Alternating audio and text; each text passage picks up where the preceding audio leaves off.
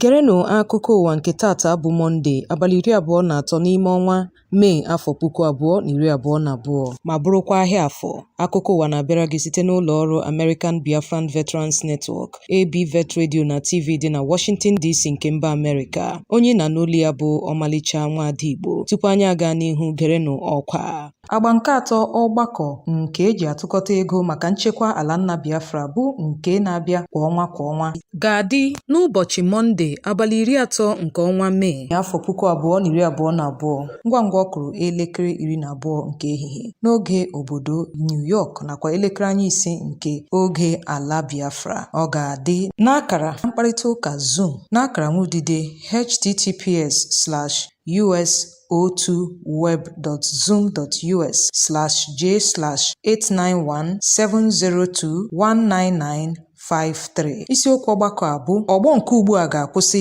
igbu ọchụ mkpochapụ agbụrụ nakwa atụmatụ mkpochapụ agbụrụ. A na-akpọku ndị niile hụrụ nnwere onwe n'anya dịka ndị otu Indigenous People of Biafra, ndị Yoruba Nation, Ariwa Nation, Ambazonia, tinyekwara ndị Oyi Biafra nakwa mba Afrịka ndị ọzọ nakwa ndị na-agọrọ ha ọfọma ka ha bịa kwado ọgbakọ ntụkọta ego a. Ndị ga-ele ọbịa n'ọgbakọ a gụnyere ndị otu American Biafran Veterans Network nakwa ụmụada Biafra worldwide. Maka inwetakwa ozi, kpọtụrụ Chief Obidike n'akara ekwentị a 202-250-0001 maọbụkwa Nwaada Ndidi Amaka n'akara 904-525-1282 maọbụkwa ndị ọzọ dịka Nwaada Rosemary Williams n'akara ekwentị 619-381-8579. Burukwa n'obi na ọgbakọ ntụkọta ego a bụ nke eji atụkọta nde $15 maka nchekwa ala nna. A na-arịọkwa onye Biafra ọbụla ịtụnye naanị opekampe $10 kwa ọnwa iji wee nye aka na nchekwa ala nna. Ọgbakọ ntụkọta ego a ga na-adị kwa ụbọchị Satọde ikpeazụ n'ime ọnwa ọbụla. Ya mere eji ohere a na-akpọkọ ha n'eze sio ka ha jụkwa ịnabata oku ndị omekome na-akpọ maka ntụkọta ego n'ụdịdị otu a, wezugakwa nke a ga-abịara gị kwa ụbọchị Satọde n'ime ọnwa ọbụla. A na-ele anya na ị ga-akwado ya bụ ọgbakọ. Chezie ntị ka ị nụrụ akụkọ ndị a n'uju ya. Ihe omume azụmahịa nyụrụ ka ọkụ n'Owerri, isi obodo steeti Imo, na nrubeisi nye ọkụ Onyeapụlezi dịka ndị bi na steeti ahụ labara n'ụra ma ha agbapeghị ọnụ ụzọ ama ha n'ụbọchị tata. Onye nta akụkọ anyị sịrị na ụlọakụ, ụlọ akwụkwọ, ọdụ ahịa mmanụ, ọdụ ụgbọala, ụlọ ọrụ gọọmenti, ụlọ ahịa, ogige ebe ọhaneze na-agbakọ, tinyekwara ogige ndị ọzọ kpọchisiri akpọchi ime obodo ndị dịka Mbieri, Ọjị, Egbu, Amakọhịa, Akwakụma, Ụmụgụma na ndị ọzọ dịcha ka ebe ndị mmụọ na-azụ ahịa dịka okporo ụzọ tọgbọrọ chakoo. Ọ bụkwa mmadụ ole na ole ndị na-ere ahịa n'oke ụzọ ka a hụtara n'okporo ụzọ. Ndị mmadụ akọwala ụbọchị Mọnde dịka ụbọchị edoro nsọ n'ihi ọkụ Onyeapụlezi bụ nke ndị otu Indigenous People of Biafra kwupụtara na mbụ ma mesịa kagbuo ya n'ihi ihe mgbu ọ na-ewetara ndị ahụ. Mana n'ihi ụjọ ndị ọkpa egbe ka ndị mmadụ gara n'ihu na-erube isi na ya bụ ọkụ Onyeapụlezi. Onye hiwere otu akpọkwasịrị Vision Africa International bụ Bishop Sunday Ọnụọha arịọla onyeisiala Muhammadu Buhari ka o leba anya na mkpebi ya banyere ịgbasoro ụkpụrụ ndọrọndọrọ ọchịchị na nnwere onwe onye ndu otu Indigenous People of Biafra bụ Maazị Nnamdi Kanu iji belata obi iko n'elu dị na mpaghara South East. Onyeisiala nọrọ n'oge ọ bịara njem nleta na steeti Ebonyi n'ọnwa a kwupụta ọnọdụ ya n'ikwe ka ụlọikpe kpebie okwu gbasara onye ndu otu IPOB dịka ndị ndu Igbo rịọrọ ya ka o kwee ka e were ụzọ ndọrọndọrọ ọchịchị wee dozie okwu ahụ. Ka o sila dị, mgbe ọ na-ekwu okwu na mkparịta ụka ya na ndị nta akụkọ nwere n'Ụmụahịa, Bishọp Ọnụọha rụtụrụ aka wee sio na asị na ọ nabatara oku ahụ ndị Igbo kpọrọ ya ma were ụkpụrụ ndọrọndọrọ ọchịchị wee kpọpụta Kanu na ọ gaara akwụsị dọgadọga a na-enwe na mpaghara South East. Dịka o siri kwuo, ọnọdụ enweghị nchekwa na-ahụta na steeti ndị dị na mpaghara South East na-emetụta akụnụba ndị bi na mpaghara ahụ. Onye bishọp ụlọ ụka Methodist kwupụtara sio na onyeisiala Buhari gara anabata arịrịọ nke Ochie Dike bụ onye minista ahụrụ maka njem ụgbọelu bụkwa onye omeiwu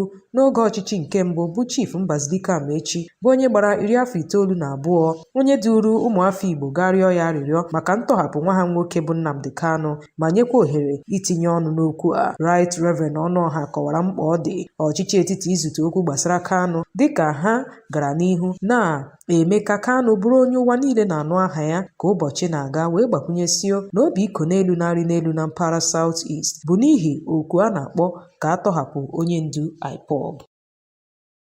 Ndị ọkpa egbe egbupụla onye omeiwu na-anọchite anya ọgbọnta vootu Agụata 2 n'ụlọ nzukọ omeiwu steeti Anambra bụ Okechukwu Okoye isi.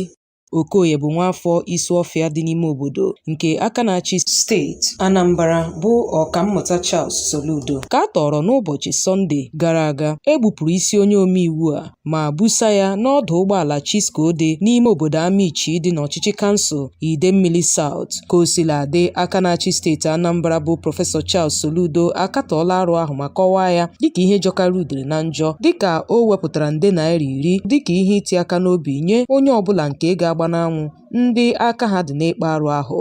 Soludo nọrọ n'ụbọchị Fraịde kwuo nke a n'ihu ndị omeiwu wee kwupụta sị na ha na-agba mbọ ha na ndị ọrụ nchekwa ịzọpụta nwoke ahụ.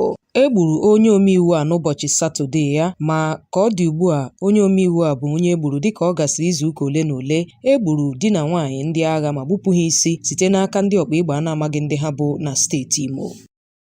Igbu ọchụ arịala ibe elu na steeti Anambra na ngwụcha izu gara aga dịka opekampe mmadụ 7 ka egburu ma wepụ ndụ ha n'ike site n'aka ndị ọkpa egbe a na-amaghị ndị ha bụ. Ahụtara ozu ndị a n'ogbe dị iche iche na steeti ahụ. N'ime ndị egburu egbu gụnyere ụmụnne 4 nakwa nne ha bụ ndị egburu n'ime obodo isi ụlọ dị n'ọchịchị kansụl Orumba South na steeti Anambra. Mmadụ 2 ndị ọzọ ka egburu na Abatete dị n'ọchịchị kansụl Orumba North na steeti Anambra, ebe otu onye ọzọ ka egburu n'ime obodo na nka dị n'ọchịchị kansụl Orumba North. Ma mgbe a kpọtụrụ ya, onye na-ekwuchitere ndị uwe ojii bụ Tochukwu Ikenga sịrị na ya ekwupụtali ma nke a ọ bụ eziokwu ma ọ bụ n'ihi na ozi ha nwetara edochabeghị anya. Ọ sịrị na ụlọ ọrụ ya ga-agwa ọha na eze ka eke si anya anwụ ngwa ngwa ha chọpụtara ka mmiri si banye n'opi ụgbọgọrọ. Ka o sila dị, otu onye uwe ojii bụ onye kwupụtara ebelebe ahụ gburu n'ime obodo isi ụlọ dịka nke mere eme. Ka o sila dị, enweela obi iko n'elu na steeti ahụ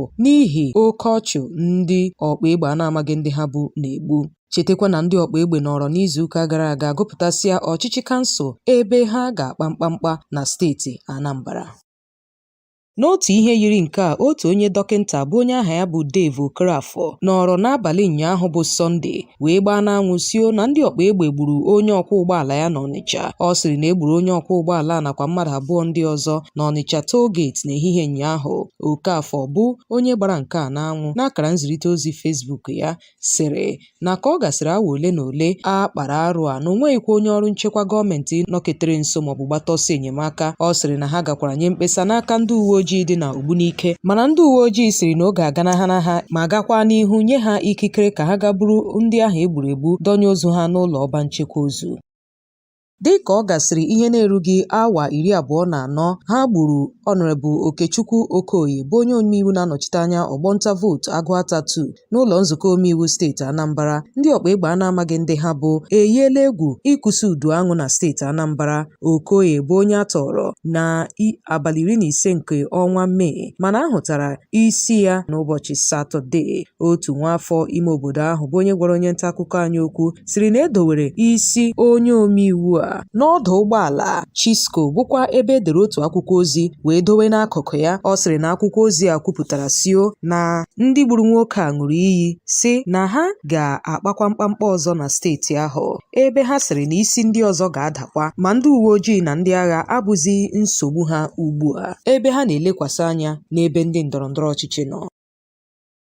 Pastọ William Kumuyi bụ onye isi ụlọ ụka Deeper Christian Life Bible Church akagbuola atụmatụ ya inwe ọgbakọ nkwusa ozi ọma n'Aba nke dị na steeti Abịa. Nchọpụta emere kọwara sio na Kumuyi kagburu ọgbakọ nkwusa ozi ọma ahụ n'ihi ọnọdụ enweghị nchekwa na mpaghara South East. Ọgbakọ ozi ọma bụ nke eyiwere dị n'Aba malite n'abalị 24 ruo n'abalị 29 nke ọnwa Mee, mana ndị otu Indigenous People of Biafra gwara nnukwu ụkọchukwu a ka ọ gharakwa inwe ya bụ nnukwu ọgbakọ n'ihi ọnọdụ enweghị nchekwa na-aga n'ihu na mpaghara South East. Otu onye si n'otu na-ahazi ọgbakọ nkwusa oziọma ahụ bụ onye kwupụtara nke a dịka eziokwu, ebe ọ sị na ha ga-eme ka ọha na eze mara ogbe ọzọ bụ ebe a ga-ehiwe ya bụ ọgbakọ nkwusa oziọma. Ka o sila dị, onye isi oche na-ahazi ọgbakọ nkwusa oziọma ahụ bụ Pastọ James Akpofere sịrị na ha kwupụtara nke a n'ụbọchị Satọde. Ọ sịrị na ha na-ekpere ndị bi na Aba ekpere ka Chineke gbatara ha ọsọ enyemaka. Cheta na ewetara gị akụkọ n'otu ozi nke ọnụ na-ekwuchitere otu Indigenous People of Biafra bụ Emma Powerful bịanyere aka n'ime ya wee gwa Kumuyi ka o lekwasị anya n'ọnọdụ enweghị nchekwa dị na mpaghara South East ma kwụsịkwa atụmatụ ya ihiwe ọgbakọ nkwusa oziọma.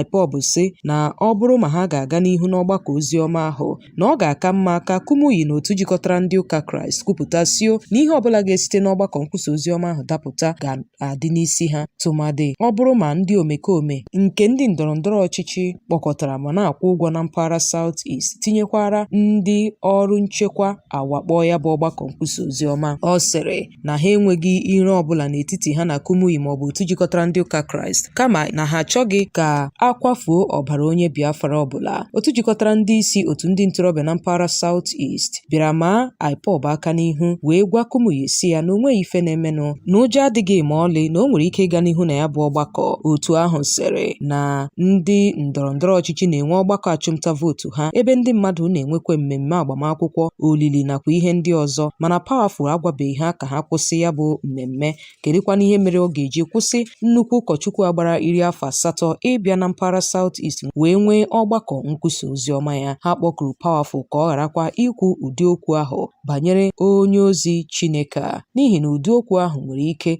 iweta ọgbachi na mpaghara South East. Ka o sila dị, ka nnukwu ụkọchukwu a tụlesịrị ọnọdụ na mpaghara South East, ọ bịara kagbuo ya bụ ọgbakọ nkwusa oziọma. Igbo ndị nwe mmadụ, chete nke ọma na akụkọ a na-abịara gị site n'ụlọ ọrụ American Biafran Veterans Network ABVet Radio na TV dị na Washington DC nke mba Amerịka. Ịbụ onye rụrụ ọrụ n'otu ndị agha ka ịbụ onye lara ezumike nka na otu ndị agha na mba Amerịka nakwa na mba ndị ọzọ gbaa gburugburu, ABVet na-akpọ gị ka ị bịa sonyere otu ahụ. Naanị nyopuo ha n'akara nwudide www.abvet.org maọbụ na WhatsApp 202-250-0001. Onye na n'olu ya bụ Omalicha Nwada Igbo. Chezie ntị ka ị nụrụ akụkọ ndị fọdụrụnụ. Ụlọikpe ukwu etiti dị n'Abuja nọrọ ụnyaahụ yigharịa otu akwụkwọ nke otu akpọkwasịrị Coalition of Northern Groups CNG gbara, bụ ndị na-achọ ka e nwee ọgbakọ ntuliaka referendum bụ nke eji ekpebi ọnọdụ Biafra nakwa otu ndị ọzọ na-achọ nnwere onwe tutu ruo 20 nke ọnwa Ọktoba afọ 2022. Ọkaikpe ukwu Enyang Eko bụ onye nọrọ n'isi okwu a nabatara akwụkwọ agbara ka otu dị iche iche okwu ndị a metụtara sonyere n'okwu ahụ, ma mgbe ọ na-agwa ndị nta akụkọ okwu, ọnụ na-ekwuchitere otu a bụ CNG bụ Sufiyanu Gambo Idris sịrị na ndị gbara akwụkwọ a na-arịọ ka enye ụmụafọ Naijiria niile ohere ikpebi obodo ha ga-achọ ịnọgide n'ime ya, maọbụ Naijiria maọbụkwanụ ịkwụrụ na nke onwe ha, n'ihi na ọ bụ ugwu ruru ha n'iwu. Otu a sịrị na ha chere na iwu mba Afrịka bụ nke ekwuru okwu gbasara ugwu ruru mmadụ nakwa ndị obodo mere ka ọ bụrụ ihe ziri ezi onye ọbụla inwe ikikere ya ikpebi obodo ọ ga-ebi n'ime ya. N'akụkụ nke ya, ọnụ na-ekpechitere ndị Igbo bụ Victor C. Ọnwụ mere mmadụ sịrị na mpaghara South East sonyere n'okwu ahụ dịka ụlọikpe nabatara mkpebi ha. Ọ sịrị na ọgbakọ ntuliaka nnwere onwe ahụ ga-eweta udo na Naijiria, ebe ọ sịkwara na ndị Igbo bụ ndị a na-emegbu emegbu nke ukwuu na ndị Igbo atala ahụ na Naijiria. Ọ sịrị na otu ihe mere o ji ekwu nke a bụ ihe na-eme ugbu a na dịka kemgbe ọchịchị ọhakarasị malitere n'obodo Naijiria, mpaghara niile ahọpụtala onye isi ala ndị chịrịla afọ 8, mana South East bụ naanị agbụrụ na Naijiria bụ ndị agọnahụrụ ịchị Naijiria. Osiladị, ọnụ na-ekpuchitere otu CNG bụ Abdulaziz mara ya aka n'ihu wee sị na mpaghara North East bụkwa ndị a na-emegbu emegbu karịchasịa. Otu jikọtara ndị okenye ugwu bụ NEF n'aha mkpirisi bekee ekwuolesio na ha agaghị ala azụ n'okwu ahụ, bụkwa nke ọnụ na-ekwuchitere ha kwuru bụ oku ha na-akpọ ka ndị Igbo pụọ n'obodo Naijiria ma ọ bụrụ n'ezie ihe ha na-achọsi ike. Otu NEF gwara ọha na eze ndị Igbo ka ha tinye ikikere ha n'idozi ọnọdụ enweghị nchekwa na-arị elu na mpaghara South East. Onye isi otu abụ ọkammụta Ango Abdullahi kwuru nke a na nzaghachi nyere otu okwu nke ọnụ na-ekwuchitere ọha na eze ndị Igbo bụ Dọkịnta Alex Ogbonnaya kwuru, ebe ọ kọwara ọnụ na-ekwuchitere otu NEF bụ Dọkịnta Hakim Baba Ahmed dịka ihe iyi egwu. Ahmed nọrọ n'ọgbakọ ndị nta akụkọ e nwere na mgbe gara aga n'igwe onyonyo nke efesara n'akara nwudide kwuo si na ọ bụrụ na nnwere onwe ndị Igbo bụ ihe ha chọsiri ike na ekwesịghị ịlụrụ ya agha kama ekwesịrị ikwe ka ha pụọ na Naịjirịa. Ka o sila dị, ọnụ na-ekwuchitere ọhaneze ndị Igbo bụ Dọkịnta Ogbonnaya na nzaghachi ya n'ụbọchị Wenezdee kọwara okwu a Hakim kwuru dịka okwu mkpọrọmasị. Ọ kọwara okwu ahụ dịka nke na-eyi egwu megide udo na ịdị n'otu Naịjirịa wee kpọkuo ndị ọrụ nchekwa ka ha nwụchie ya. Ka o sila dị, onye isi otu NEF bụ ọkammụta Abdullahi sịrị na okwu ahụ Dọkịnta Hakim Baba Ahmed kwuru bụ nnọọ ebe ha kwusiri ike bụkwa nke na-egosi mkpebi ha. Dịka ọ sịrị na okwu ahụ abụghị okwu ọjọọ, ọ gwara ọhaneze ndị Igbo ka ha lekwasị anya na nchekwa mpaghara South East wee sio na ọ bụrụ na ndị Igbo na-achọ ịpụ na Naịjirịa na ọ ga-akara ha mma ka ha pụọ nnọọ n'ezie.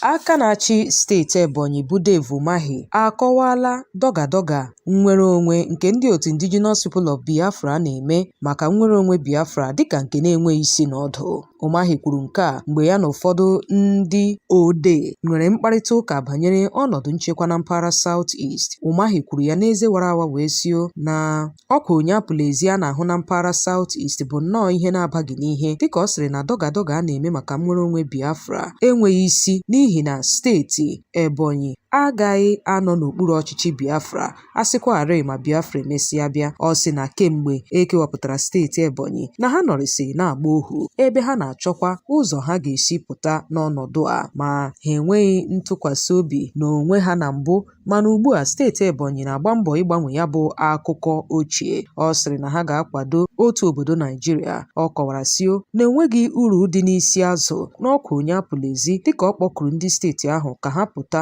n'eziokwu nakwa n'ịtụ egwu Chineke ka ha gbakọta aka wee rụkọọ ọrụ maka ọdịmma steeti ya. Ka o sila dị, ndị otu Indigenous People of Biafra azaghachibeghị Umahi n'okwu ahụ o kwuru.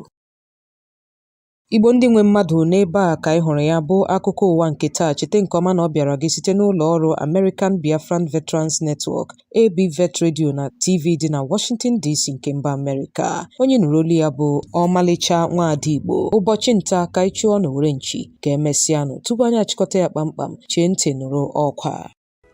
All hail Biafra! All hail Biafra! Biafrans, the die is cast. The wind is blown. Biafra land is completely surrounded by our enemies. They are now going house to house, killing our youth, women, children, men, livestock, burning houses and markets. They will reach your village if not stopped. We must defend our home, protect our mothers, our fathers, sisters, brothers, friends, and our neighbors. No mission is too complicated. We will get the job done. We have sworn to sacrifice our lives if necessary to ensure the survival of Biafra. We did not ask for this, but have been pushed to the wall, while the rest of the world watch, doing nothing as we are being slaughtered. We have cried and begged enough to deaf ears. We cannot make peace with one who wants no peace, but seeking to exterminate us. The only option left is to rise and defend us by all means necessary. Nigeria government, Boko Haram, bandits and herdsmen are one and the same. U.S. government knows this fact. U.S. government has more and better intelligence apparatus than the rest of the world put together. USA government, by selling military hardware, supporting genocide of other ethnicities and Christians by Muslim Fulani-led Nigeria terrorist government. To defend us, we need tools, and to get tools, we need support. Seeking self-defense is not a crime. We must be ready to strike when ordered to do so. From the Defense Structure Central Commander, please support Biafra Defense Fundraise Campaign. It is our duty. We, not the next generation, must get the job done. We did not ask for this, but compelled by necessity to survive. We cannot continue sitting and watching our people crushed or remain enslaved. We have been pushed to the wall. No place else to run to. Self-defense is not a crime. If Ukraine had to defend themselves, we must defend ourselves from the foreign invaders and the imposed governors. Man, we have to do this. This generation, not the next generation. We have to fight for our survival or else be exterminated. Support the Biafra Defense monthly fundraising. We are down, but not out. For the Lord is with us. We need your support now. We need your support now to be ready. We must be proactive. We need tools to defend ourselves. We need tools to defend ourselves. All hail Biafra! All hail Biafra! ABVet, American Biafran Veterans Network, Nwada Biafra Worldwide, and Biafra News Anchors approved this message. All hail Biafra!